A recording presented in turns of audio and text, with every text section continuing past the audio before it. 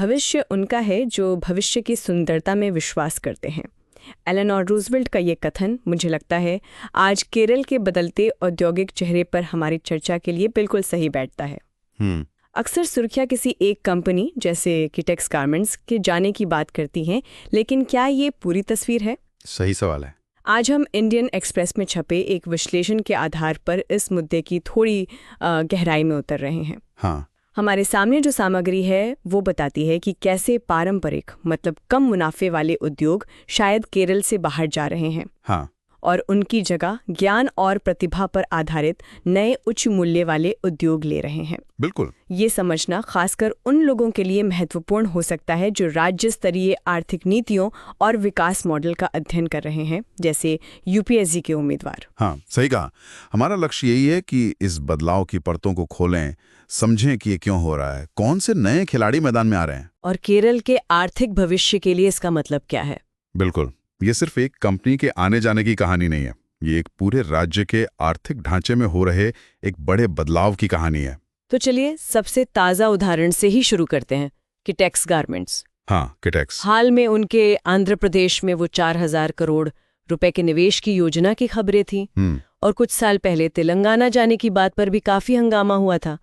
तो पहली नजर में लगता है जैसे उद्योग केरल से भाग रहे हैं। देखिए, सतही तौर पर ऐसा लग सकता है, पर यहाँ दो बातें समझना जरूरी है। अच्छा। पहली बात, जैसा कि KSIDC यानी केरल राज्य औद्योगिक विकास निगम, हाँ, जो निवेश लाने का काम करते हैं, हाँ, उनके चेयरमैन और खुद एक उद्यमी हैं बालागोपाल चंद्रशेखर। वो बताते हैं कि गारमेंट्स, काजू, कॉयर जैसे उद्योग ये असल में कम मूल्य वर्धित वाले होते हैं। कम वैल्यू एडेड मतलब इनका मुनाफा काफी हद तक सस्ती मजदूरी पर निर्भर करता है, ना कि किसी खास स्किल या तकनीक पर।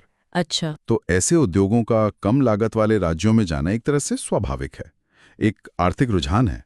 समझ में आता है। और दूसरी बात IIT दिल्ली के प्रोफेसर हैं जैन जोस थॉमस, उनका विश्लेषण भी ध्यान देने लायक है। हाँ, वो क्या कहते हैं? वो बताते हैं कि किटेक्स का केरल में अब भी बड़ा कारोबार है, मतलब पिछले साल ही करीब 1,000 करोड़ रुपए का। ओह अच्छा, 1,000 करोड़ का कारोबार अभी भी है। हाँ, तो ये कहना कि कंपनी को राज्य से भगाया जा रहा है ये शायद सही नहीं है। तो फिर आंध्रा या तेलंगाना क्यों? वजह शायद वही है, सस्ती जमीन, कम मजदूरी, शायद कुछ आसान नियम कायदे। और यही पैटर्न हमने पहले भी देखा है, जैसे काजू उद्योग ज्यादातर तमिलनाडु चला गया। हाँ? और समुद्री निर्यात की कुछ निचली इकाइयां आंध्र चली गई। तो मतलब ये हुआ कि ये उद्योगों का पलायन कम और अर्थव्यवस्था का एक तरह का अपग्रेडेशन ज्यादा है। केरल पीछे नहीं छूटा बल्कि बदल रहा है। हाँ, आप इसे इस तरह देख सकते हैं। बिल्कुल, केरल धीरे धीरे एक ऐसी औद्योगिक अर्थव्यवस्था की तरफ बढ़ रहा है जो स्किल पर, टैलेंट पर, बेहतर शहरी जीवन पर, साफ सफाई, अच्छा माहौल, हाँ, स्वच्छ वातावरण और टिकाऊपन, सस्टेनेबिलिटी, इन चीजों पर आधारित है। ये उन पुराने उद्योगों से अलग है जहां सिर्फ सस्ता श्रम ही मुख्य चीज थी। और ये बदलाव तो अब जमीन पर दिखने भी लगा है ना? बिल्कुल दिख रहा है। जैसे IBM, EY, HCL टेक और फुजी फिल्म, ये बड़ी वैश्विक कंपनियां कोची और तिरुवनंतपुरम में अपने बड़े केंद्र खोल रही हैं। हाँ, और HCL टेक ने तो कमाल ही किया है। सिर्फ 3 साल में 1500 से ज्यादा इंजीनियर और रिसर्च वाले लोग। 1500, ये तो काफी बड़ा नंबर है। बहुत बड़ा। और IBM ने तो कोची में भारत का सबसे बड़ा जेन AI इनोवेशन सेंटर खोला है। जेन AI सेंटर IBM का कोची में। फिलहाल 1500 लोग काम कर रहे हैं और उनका लक्ष्य 5000 तक पहुंचने का है। 5000? और IBM खुद कोची को दुनिया में अपना सबसे तेजी से बढ़ने वाला कैंपस बता रहा है। वाह। और EY की बात करें, EY ग्लोबल डिलीवरी सर्विसेज, उनके केरल में पहले से ही 10,000 से ज्यादा कर्मचारी हैं। 10,000 से ज्यादा? और वो इसे दोगुना करना चाहते हैं। तो ये आंकड़े तो उस धारणा से बिल्कुल मेल नहीं खाते कि केरल व्यापार के लिए अच्छा माहौल नहीं देता। बिल्कुल नहीं खाते, ये एक अलग ही कहानी कह रहे हैं। इस बदलाव के पीछे राज्य की औद्योगिक नीति का भी हाथ होगा। मंत्री P राजीव के प्रयासों का भी जिक्र आता है। हाँ बिल्कुल, वर्क फ्रॉम केरल जैसी पहले शुरू की गई। अच्छा, वर्क फ्रॉम केरल। हाँ, मतलब यहीं रहकर अच्छी कंपनियों के लिए काम करना, साथ ही शहरों को बेहतर बनाना, कनेक्टिविटी सुधारना और विश्व स्तरीय प्रतिभा पर जोर देना। इसका असर दिख रहा है। केरल ने ईज ऑफ डूइंग बिजनेस यानी व्यापार करने में आसानी के सुधारों वाले इंडेक्स में भी अच्छा प्रदर्शन किया है। और नई कंपनियां भी आई हैं, एलियांस, स्ट्राडा, जोहो जैसी। हाँ, और इसमें जोहो का मॉडल भी बड़ा दिलचस्प है। जोहो का क्या खास है उसमें? वो कुट्टारकारा जैसे छोटे शहर में अपना टेक हब बना रहे हैं। ये दिखाता है कि प्रतिभा सिर्फ बड़े शहरों तक सीमित नहीं है। ये तो बहुत अच्छी बात है। जोहो के सीईओ श्रीधर वेम्बू ने तो यहाँ तक कहा था कि केरल में भारत का ताइवान बनने की क्षमता है। भारत का ताइवान? ये तो बड़ा बयान है। हाँ, उनका इशारा शायद ये था कि अब साफ हवा, पानी, रहने लायक शहर, ये सब एक बड़ा कॉम्पिटिटिव एडवांटेज बन रहे हैं।